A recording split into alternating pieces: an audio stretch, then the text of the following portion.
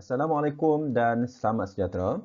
Hari ini kita akan cuba menyelesaikan soalan bab 9 iaitu garis lurus, yang mana kita akan menyelesaikan soalan-soalan berdasarkan buku Get Ready Practice Topical PT3 keluaran Cemerlang Publication.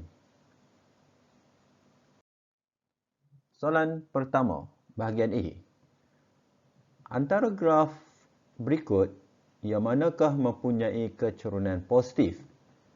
Seperti yang telah kita bincangkan sebelum ini, kita dapati ada 4 nilai keturunan bagi suatu garis lurus. Yang pertama, sekiranya garis itu condong ke kiri, kita akan katakan keturunannya negatif. Sekiranya garis yang mencancang, kita akan katakan tidak tertakrif. Sekiranya garis lurus condong ke kanan, kita katakan garis tersebut mempunyai keturunan positif. Dan akhir sekali, sekiranya garis itu adalah garis mengufuk, ia akan mempunyai keturunan sifar. Dalam kes ini, soalan ini nakkan kita kenal pasti graf manakah yang mempunyai keturunan positif. Okey, kita cuba perhatikan. Disebabkan A ini garisnya adalah condong ke kanan, kita katakan dia adalah keturunannya adalah positif. Bagi B pula, ia mempunyai keturunan tidak tertakrif kerana garisnya adalah mencancang. Untuk C, kita katakan C mempunyai keturunan sifar sebab garis ini adalah garis mengufuk. Dan akhir sekali, soalan jawapan D, keturunannya adalah keturunan negatif sebabkan garisnya adalah, garis lurus itu adalah condong ke kiri. Jadi dalam jawapan untuk soalan yang pertama ini, memang soalan nakkan kita bagikan jawapan dalam keturunan positif. Sudah semestinya jawapannya adalah A, iaitu keturunannya adalah positif.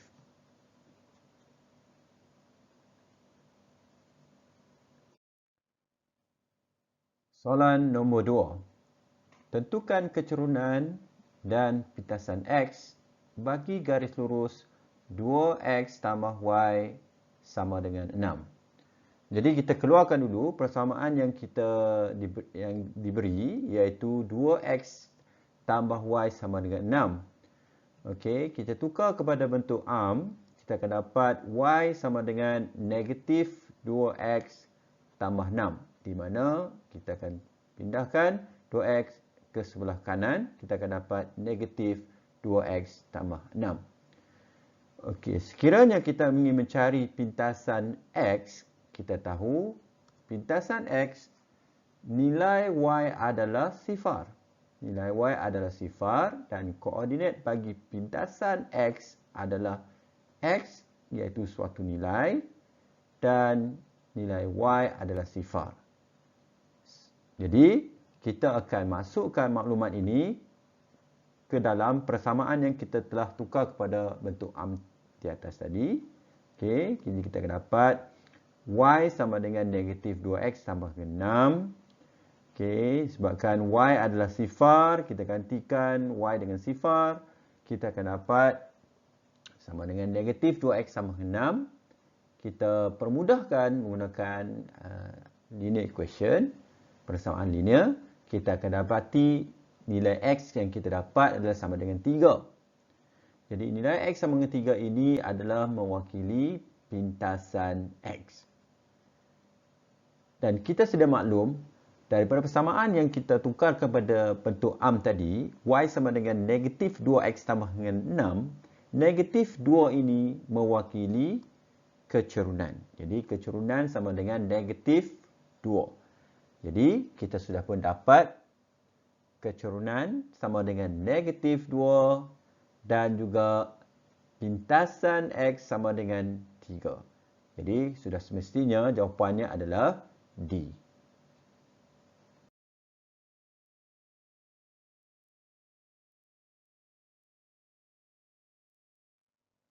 Soalan 3. Tentukan pintasan X bagi garis lurus 3X tambah 6Y tambah 8 sama dengan 0. Okey, soalan ini nakkan kita mencari pintasan X. Okey, jadi kita keluarkan dulu persamaan ini. Kita dapati bahawa 3X tambah dengan 6Y tambah 8 sama dengan 0. Kita tahu bahawa sekiranya kita nak pintasan X, nilai Y adalah 0. Manakala pada pintasan Y, nilai X adalah 0. Dalam kes ni, kita nak pintasan X. Jadi, bila kita nak pintasan X, sudah sepastinya nilai Y adalah 0.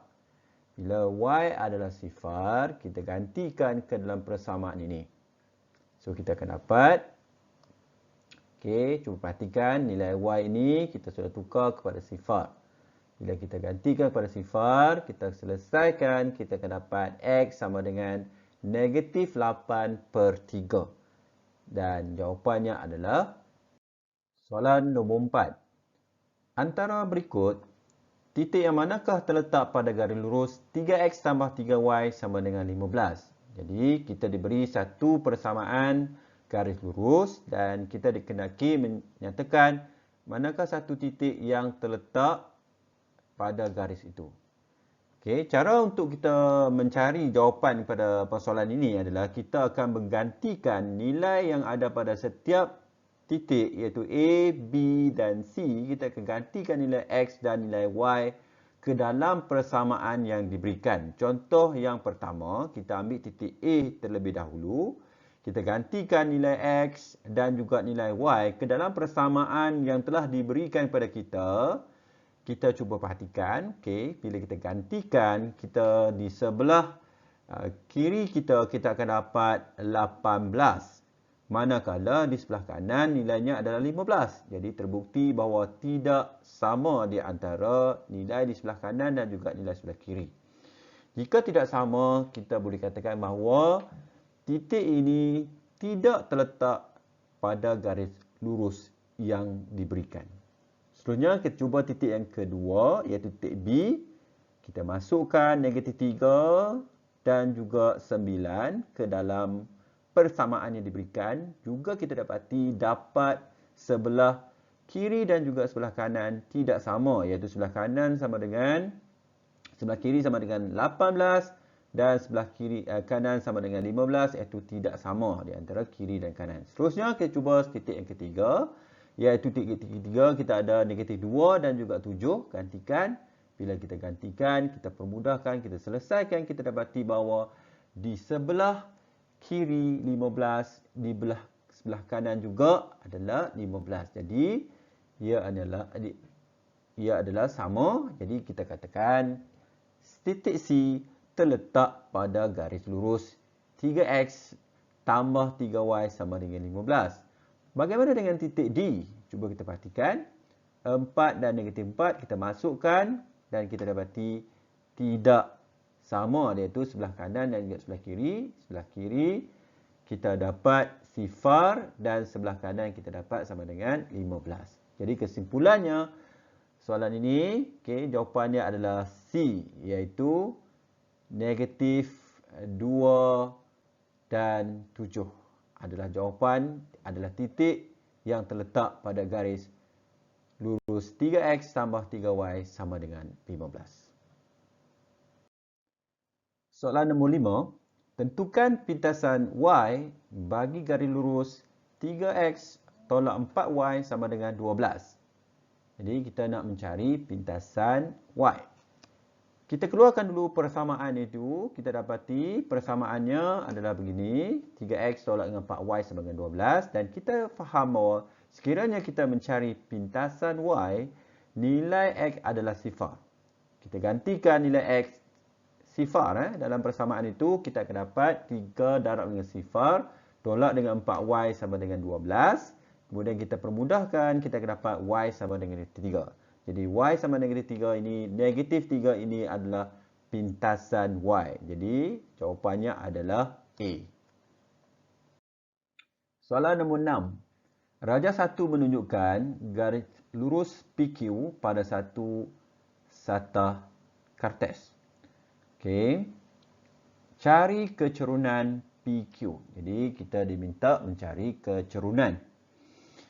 Di sini ada dibekalkan tentang rumus kecerunan. Kita tahu M sama dengan Y2 tolak dengan Y1 per dengan X2 tolak X1.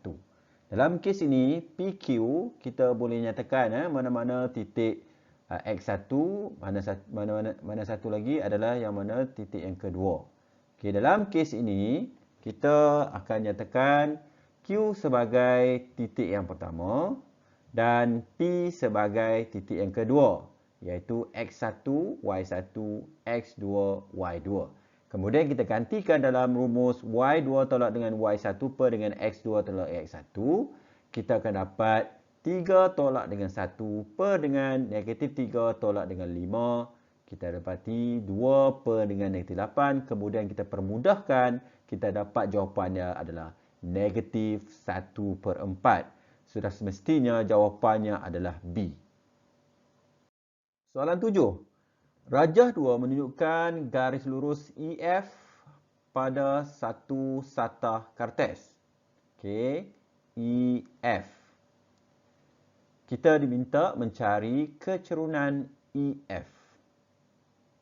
So, seperti soalan nombor 6 tadi, kita akan menggunakan rumus mencari kecerunan. Okay, kita gunakan titik F dan titik E. Titik F kita katakan sebagai titik yang pertama, iaitu X1, Y1, dan E kita katakan untuk titik yang kedua, iaitu X2, Y2. Kita masukkan dalam persamaan garis lurus, dalam rumus mencari kecerunan. Kita akan dapat 2 tolak dengan negatif 1 per dengan 3 tolak dengan 1. Kita akan dapat jawapannya sama dengan 3 per 2. Jadi jawapannya adalah B. Soalan 8. Rajah 3 menunjukkan garis lurus PQR yang dilukis pada satu satah kertas. Cuba perhatikan di sini, kita ada P, Q dan R. Okay, ini adalah garis lurus. Kita diminta mencari pintasan X bagi garis lurus PQR. Okay. Langkah pertama yang perlu kita lakukan adalah kita perlu mendapatkan dulu persamaan bagi garis lurus PQR. Jadi, untuk mendapatkan persamaan garis lurus, kita perlu tahu kecerunan terlebih dahulu. Okay, untuk dapatkan kecerunan, kita boleh menggunakan nilai Q 0,8 dan juga R sama dengan negatif 3,12. Okay, jadi kita masukkan ke dalam rumus persamaan untuk mencari kecerunan. Kita katakan titik Q ini adalah X1, Y1. R adalah X2, Y2.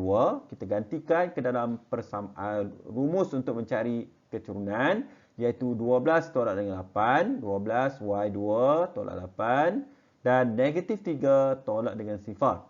So, kita akan dapat M adalah sama dengan negatif 4 per 3. Seterusnya, kita tengok di sini. Apabila berlaku di sini, ini adalah pintasan Y. Pintasan Y bagi garis PQR. Jadi, kita dapati bahawa C adalah sama dengan 8. Kerana C adalah pintasan Y.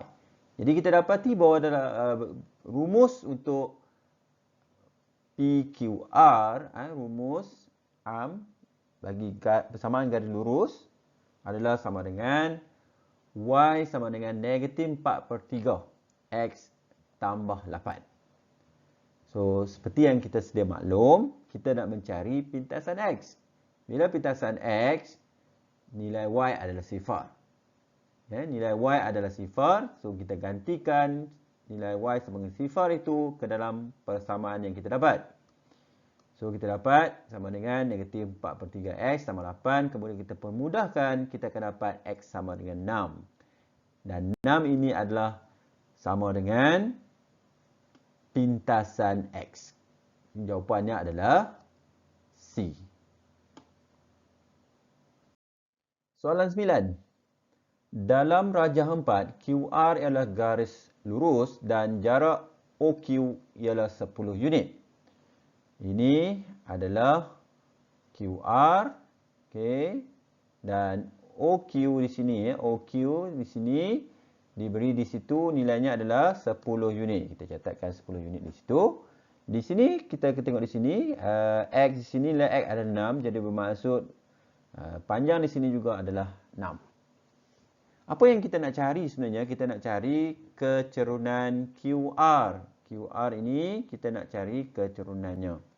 Jadi macam mana kita nak dapat? Okey, kita boleh terlebih dahulu kita perlu tahu dulu berapa panjang garis ini, iaitu PQ. Berapa panjang garis PQ kita dapat dengan menggunakan teorem Pythagoras. Okey, kita dapat PQ sama dengan 10 kuasa 2 tolak dengan 6 kuasa 2, iaitu sama 64. Kita punca kuasa 2 bagi 64, kita dapat 8. So di sini panjang PQ adalah sama dengan 8. Bermaksud kita dapati koordinat untuk Q adalah sama dengan 68. 68 okey adalah koordinat Q.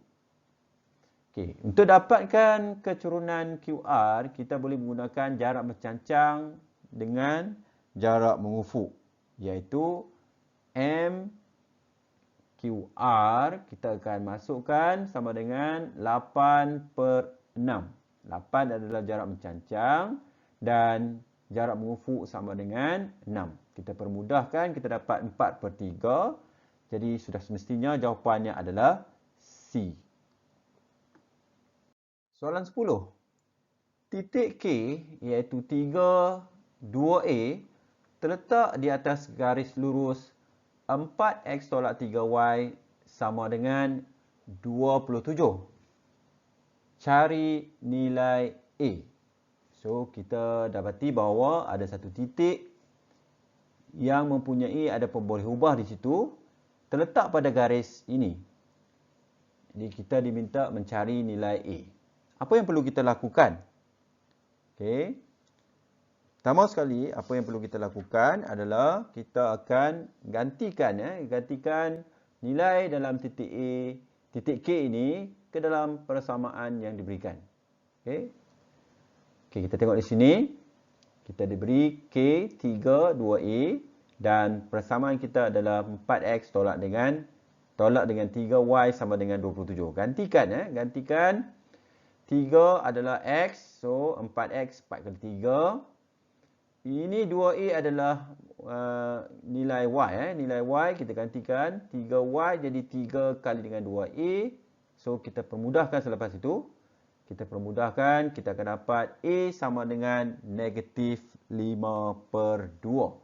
Jadi jawapannya adalah A, iaitu negatif 5/2. Soalan 11. Raja 5 menunjukkan garis lurus PQ yang dilukis pada satu sata kertas. Okey, kita ada P dan Q di sini. Jika jarak PQ adalah 13 unit, cari kecerunan PQ. Okey, maklumat yang diberikan di sini adalah jarak PQ sama dengan 13. Jadi kita tandakan dengan 13 di situ. Okey, di sini adalah 13 dan di bawah ini adalah 12. Sebab kita tengok jarak di sini adalah 12. Jadi kita diminta mencari kecerunan PQ. 13 ini adalah jarak, bukan kecerunan. So kita faham bahawa salah satu untuk mencari nilai kecerunan, kita boleh gunakan rumus negatif pintasan y bahagi dengan pintasan x. So kita dapati di sini 12 ini adalah pintasan x. So kita boleh gunakan maklumat ini. Okey, first kali kita dapatkan dulu berapakah tinggi POP. Okey, OP kita dapati sama dengan gunakan teorem Pythagoras, kita dapat 13 tolak dengan 12 sama dengan 25, punca kuasa 2 kita dapat sama dengan 5 unit. Bila kita dapat 5 unit, kita dapati bahawa titik P adalah sifar 5. Sifar 5 bermaksud 5 itu adalah mewakili pintasan Y. Jadi kita gunakan rumus M sama dengan negatif pintasan Y per dengan pintasan X. Kita gantikan 5 ini adalah pintasan Y dan 12 ini adalah pintasan X. So kita dapati jawapannya adalah sama dengan negatif 5 per 12. So semestinya jawapannya adalah B. Soalan 12. Diberi persamaan suatu garis lurus ialah Y sama dengan negatif 3X tambah C. Garis lurus itu melalui titik sifar 12. Kita dikenaki mencari titik persilangan garis itu dengan paksi X. Okey, jadi persamaan yang kita ada adalah Y sama dengan negatif 3X campur C.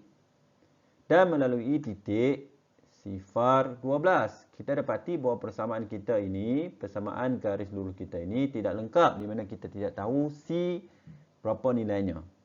Jadi kita boleh dapat dengan menggantikan nilai titik yang dilalui itu, iaitu sifar dan 12, ke dalam persamaan yang diberikan.